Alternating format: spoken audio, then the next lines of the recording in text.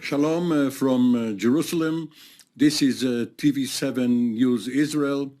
I'm Amir Oren, covering in for the traveling Jonathan Hessen, and this is our almost daily news update.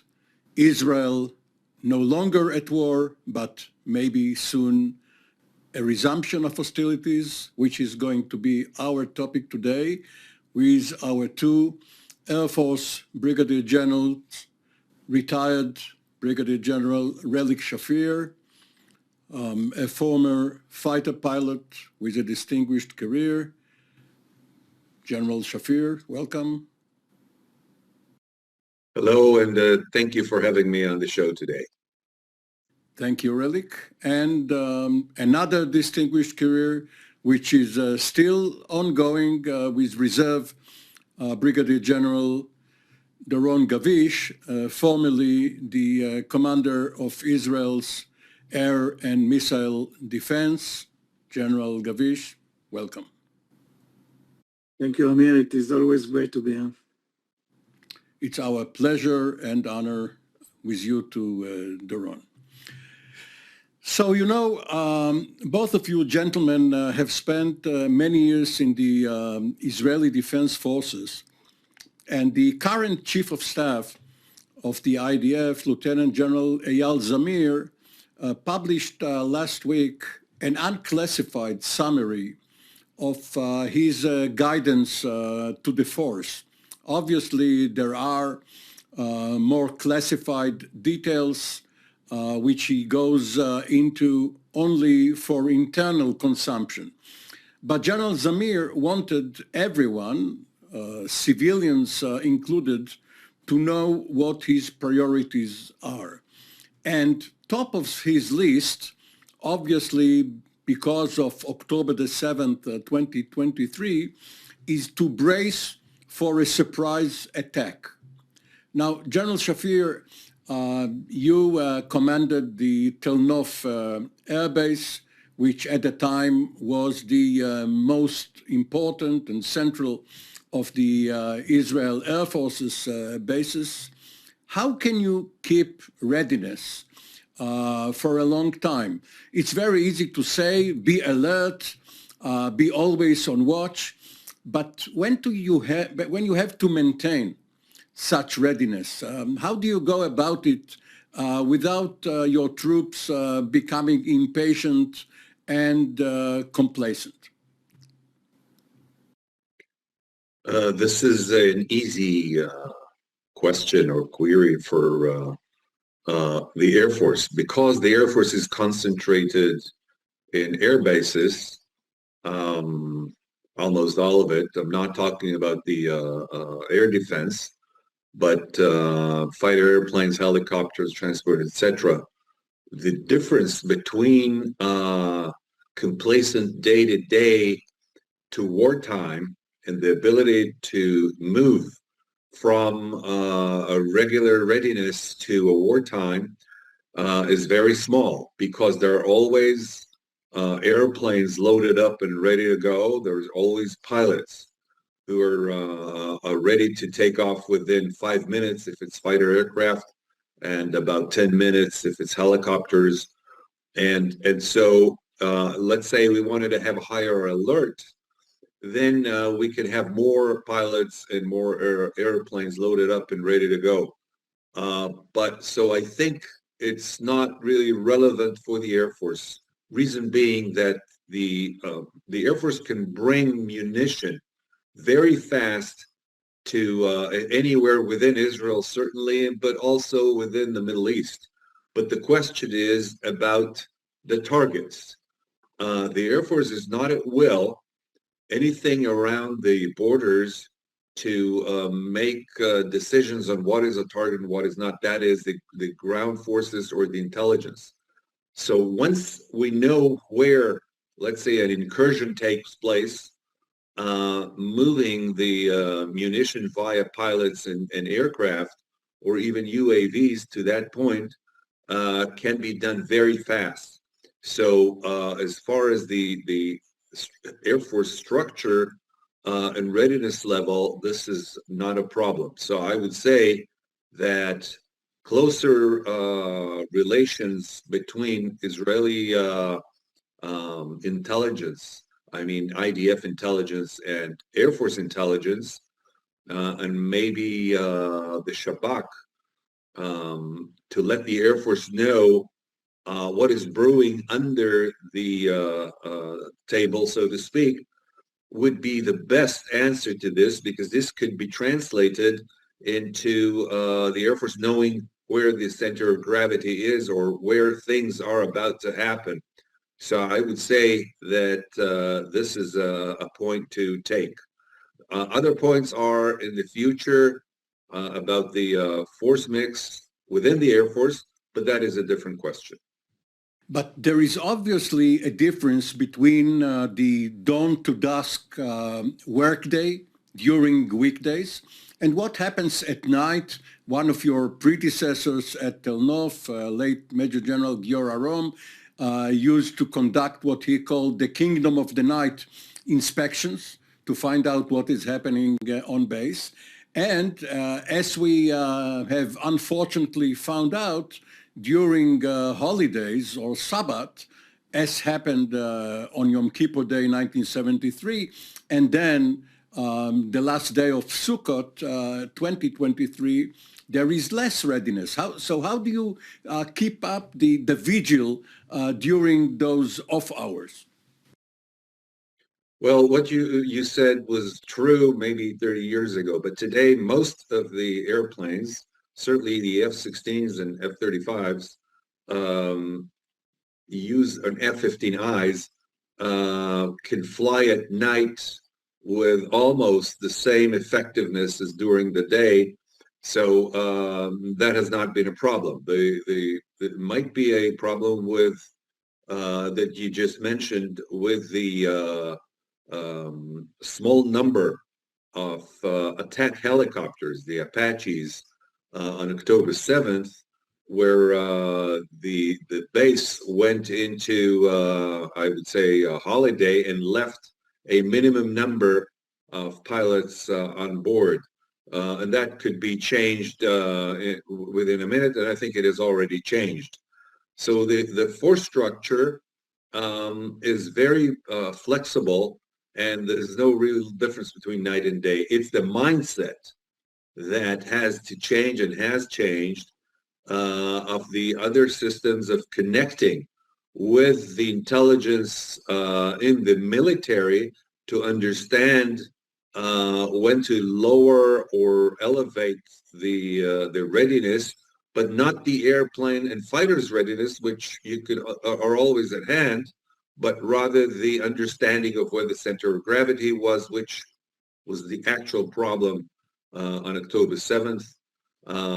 So I would conclude that being on a higher alert within the Air Force, I'm talking about the bases themselves, are not difficult to elevate, but unfortunately within other systems it is a more difficult, and maybe we'll discuss that later. So, General Gavish, in your command, the Oren missile defense, obviously, if it's a missile incoming from afar, from Iran or from Yemen, there are several minutes to get ready. But if it's short range, it's a matter sometimes of seconds. So how do you keep alert at all times in your batteries and in your information center, command and control, etc.? Yeah, but allow me a little bit to add. I think what Eyal Zamir, the commander of the Israeli IDF, when he talked about surprise, he means that what are we doing beyond being ready with the exact orders and times and so on. Because when you are being surprised, and this is what we've seen in the 7th of October, we were ready. But we were ready to a certain concept. And the question is not, are you ready to a certain concept? And here, and maybe I a bit disagree with my colleague here. because it's not that the Air Force, he have its orders and now he would be doing something according to the orders. When it's a surprise attack, you need to go out of the box. You need sometimes to do things differently. You need to go out of the commanders, of the command that you were given and doing something differently. You have to sometimes do some of the things that needs to be done are on a personal basis. You are in the fly and you need to do something different from what you were expecting to do and so on.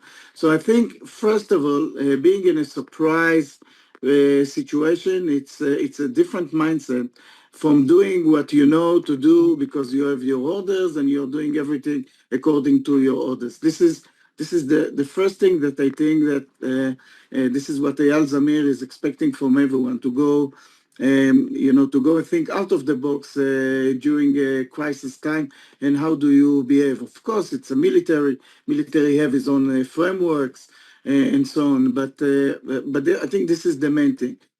So this is first of all for the attack operations, but then we have to remember that all the organizations which are operating in the IDF, including the Air Force, including, of course, the air defense within the Air Force, and I would say everyone, including the civilians here in Israel, you have to prepare them. You have to prepare them to survivability mode, and when things are coming immediately, this is something different. Also, we have to remember that different from the past, today, we are the targets. The Air Force bases are the targets. The air defense assets are the targets. So this is also something that needs to be taken in consideration, and how do you behave toward. So it is not only the attack operation, it's the attack operation, it's the defense operation, it's the survivability operations, it's the state of mind of the people. Now, how do you do it? You do it when you're the way of doing it is, of course, training your people that in situations like this, you surprise them. You surprise your own people. You don't tell them something before that we are going to have an exercise. You just do it. So there is all kind of means, of course, the commanders use and military use in order to be ready. Part of it is as I said, the surprise exercises and things in this nature. The last thing that I would say with regard to the air defense is the first one to deploy and the last one to redeploy or to go back to its bases. And of course, in the situation that we are now, the Israeli air defense is fully deployed end to end, and we are not yet in a peace mode. We are ready for all the options that could come. Exactly as you said, some of them in a very, very short time, and the air defense have to be ready for it from short range, from long range, and from medium range. General Gavish, the Israeli Defense Forces are built on career officers, as you two were, non-commissioned officers, sometimes in maintenance or other positions, draftees, people who are conscripts, and reserve soldiers. So how do you prepare this mix for a possible surprise? Yeah, this is a very good question, Amir, because reserves, for example, they are part of the defense of Israel. So one of the questions that you ask yourself, how could I make sure that all the reserve forces are deployed in a very rapid pace, different from maybe the way it was in the past? So this is one of the main questions that the IDF now is looking at, is how to bring everyone in a very quick pace and still to do it in an organized way. Because we have to remember that a reservist, when he goes into his military service, there is a process that he have to go through it. So how do you make it much more efficient, much more quick? And this is for sure one of the main questions that the IDF is going to look at and to improve itself according to the lesson learned from 7th of October. General Shafir, General Gavish earlier talked about thinking and acting out of the box. But the box is military discipline. It's the routine simulation and training, and in your case, Air Force regulations. And while you should always follow the commander's intent, you're also expected to do what you are told. How do you know when to improvise, and how low in the chain of command, down to the individual pilot or to the flight commander, can you take the liberty to deviate from your instructions? This is I would say, the million-dollar question. Once the pilot is in the air, in the vicinity of his target, he is the kingmaker, meaning that he can make decisions. Let's say he's supposed to attack a certain target and he sees that the target is not there. It could be a ground-to-ground missile, and he can actually use, let's say, an F-35 is the best example. He can scan the area of where the target is supposed to be and fight it in a different place. And so he's at will to change the target and understand that the idea is to destroy as many missiles as possible. Maybe a missile that is already erected and ready to fire is more important, it takes a priority over a depot or something like that. So in that, the pilot has full latitude.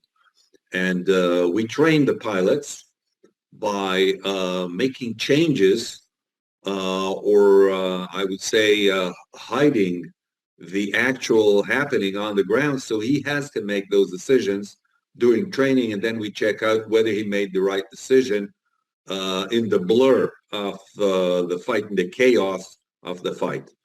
The difficulties arise when we're talking about the border area where you don't really know where your forces are and where the enemy's forces are. So in the old days, you wouldn't really be able to discern who is the enemy and who to bomb. And there had been many cases that we know, starting from the Second World War up to the war in Gaza, where pilots had made a mistake due to different reasons and bombed the wrong target. But let's think about technology. An F-35 can tell where the turrets of the tanks are pointing. Are they pointing eastward or westward? And he sees an array of tanks, and he can tell by understanding the war on the ground who is who. So, and also there are targeting pods that allow you to see from afar what is happening on the ground, whether it's day or night, in a much better manner. So having that kind of technology allows the pilot more latitude in making decisions if the chaos in the battle is such that he's not able to get precise information. So that kind of information allows the pilot to have the latitude it didn't have before. But still, when we are talking about a ground warfare of infantry, it's almost impossible. And at that time, the pilot should take caution so as not to create a disaster by bombing our own forces. So the pilots need to learn the ground forces limitations, the way they work, and talk more and understand Clausewitz, I would say. We're talking about 1830, I think, when he wrote on war, and be more understanding of what goes on the ground when you can make the exception and think out of the box and go for the right target, and when to take caution. That could be a mistake in real time, but you would know it only afterwards, and not creating a disaster for your own forces. Either General Clausewitz or his wife, as some modern versions have it, perhaps a feminist version. General Gavish, let's project this uncertainty, which General Shafir has talked about, into your realm, air and missile defense. Here, of course, the dilemma is whether to fire 2 missiles, sometimes, at great cost to the taxpayers, but be more certain at destroying your target, a missile, let's say, about to obliterate, as Trump says, a civilian target in Israel, or let it go and save a few 100,000 shekels. Whose authority is it to make such a decision? Well, Amir, I will answer it, but let me add to the discussion that we had before. Is that we have to remember that Air Force. It's right that the fixed wings are a very important part of it, but it is not only fixed wings. We have to remember that Air Force, it's a lot of UAVs. Today's Air Force, it's a lot of helicopters and so on. So when we are talking about surprise situation within the Air Force, it is much wider than the one pilot and the airplane. It is really a system of systems, I would say, that the Air Force is operating. And in this, we have to remember that as a lesson learned of the last war, the Air Force, and this was announced, it is not a secret, the Air Force decided that he is taking control of the very short part of the borders, which is different from the position that we were before. And also the Air Force even designated a new branch that this is what it is doing and this is what it is focusing in. So there's a lot of lesson learned that needs to be done, mainly for surprise attacks. I just wanted to add this part because this is what currently is happening in the Air Force. And going back to your question, this is a decision that is pre-made. Of course, which are the areas that are being defended? Yes, no. This is a decision that goes to the highest level in the IDF, sometimes even behind it. That you decide which are the areas that you would allow the missiles to fall down, or the question is always being asked, what does it mean in open area, and exactly how do you designate open area? Of course, we cannot talk about it here, but I could, tell you a short story.